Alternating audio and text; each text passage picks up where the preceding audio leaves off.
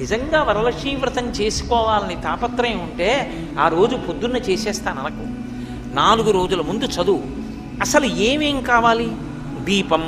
దీపం, ఒత్తులు, ఆవు నెయ్యి లేదా నువ్వుల నూనె రాయి, ఓ అగ్గిపెట్టి, అగరవత్తులు వెలిగించడానికి పెట్టుకోవడానికి ఏదో ఒక పరికరం, నీరాజన పరికరం, నైవేద్యం అన్ని టిక్కు పెట్టుకో.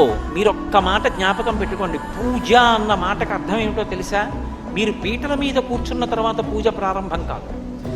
పూజ బాగా జరగడానికి మీరు ముందు చేసేటటువంటి సాధన అంతా పూజే.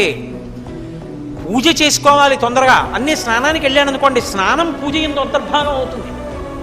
నేను తొందరగా తెమలాలి, అందుకు పేపర్ చదవను అన్నాను అనుకోండి, ఇప్పుడు పేపర్ చదవకపోవడం పూజ ఎందు అంతర్భాగం అవుతుంది.